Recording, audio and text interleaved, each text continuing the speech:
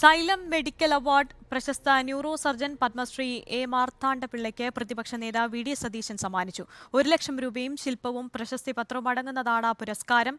ശ്രദ്ധേയമായ നേട്ടത്തിലൂടെ മുന്നോട്ടു പോകുന്ന സൈലം രാജ്യത്ത് വിദ്യാഭ്യാസ വിപ്ലവത്തിന് നേതൃത്വം കൊടുക്കാനുള്ള ശ്രമത്തിലാണ്.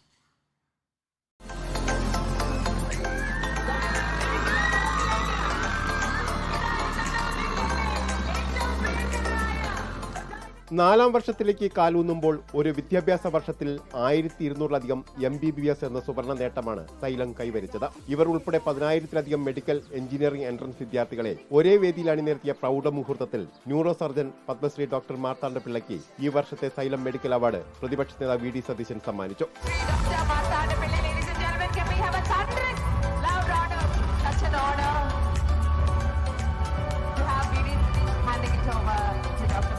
വിജ്ഞാന വിസ്ഫോടന കാലത്തെ സൈലത്തിന്റെ പ്രവർത്തനം അസൂയാവഹമെന്ന് വി ഡി സതീശൻ പറഞ്ഞു. ആധുനിക കാലത്തേക്ക് കുട്ടികളെ സജ്ജരാക്കുകയാണ് സൈലം ചെയ്യുന്നത്. അത്ഭുതത്തോടുകൂടി നോക്കിക്കാണുന്ന ഒരു സ്ഥാപനമാണ്. അത്ഭുതകരമായിട്ടുള്ള വളർച്ചയാണ്. അതിന്റെ പുറകിൽ പ്രവർത്തിക്കുന്ന എല്ലാവരെയും ഞാൻ പ്രത്യേകമായി അഭിനന്ദിക്കും. നമ്മുടെ നാട്ടിലെ കുട്ടികളെ സജ്ജരാക്കുക, മത്സര പരീക്ഷകളിൽ അവരെ സജ്ജരാക്കി നല്ല പ്രൊഫഷനിലേക്ക് അവരെ കൈപിടിച്ച് കൊണ്ടുവരിക എന്നതാണ് ഈ സ്ഥാപനത്തിന്റെ ലക്ഷ്യം. നിങ്ങളാണ് ഈ നാടിന്റെ ക്രീമായിട്ടുള്ള ആളുകൾ.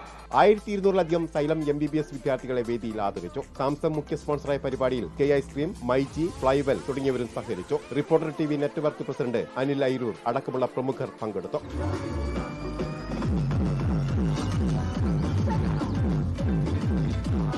എടെക് കമ്പനിയായി ആരംഭിച്ച് കേരളത്തിന്റെ ഓൺലൈൻ വിദ്യാഭ്യാസത്തിലേക്ക് കടന്ന സൈലം ഇന്ന് സൗത്ത് ഇന്ത്യയിലെ തലയെടുപ്പുള്ള വിദ്യാഭ്യാസ സ്ഥാപനമാണ്. എല്ലാ ദിവസവും ചെയ്യേണ്ട ഒരു ഹെക്ടിക് ടാസ്ക് ആണ്. അതിനെ എങ്ങനെ മറികടക്കാം എന്ന ആലോചനയിലാണ് 10,000 പേര് ഒന്നിച്ച് താമസിക്കുന്ന ഒരു ഹൈബ്രിഡ് പാർക്ക് 10-25 ഏക്കർ സ്ഥലത്ത് കോഴിക്കോട്ട് ഉണ്ടാക്കണം എന്ന് നമ്മൾ ആലോചിച്ചത്.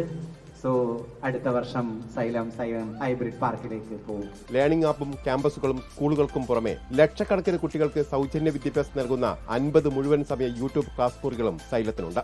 ഇന്ത്യ മുഴുവൻ വിദ്യാഭ്യാസ വിപ്ലവത്തിന് നേതൃത്വം കൊടുക്കാനുള്ള ശ്രമത്തിലാണ് ഇപ്പോൾ സൈലം. റിപ്പോർട്ടർ കോഴിക്കോട്.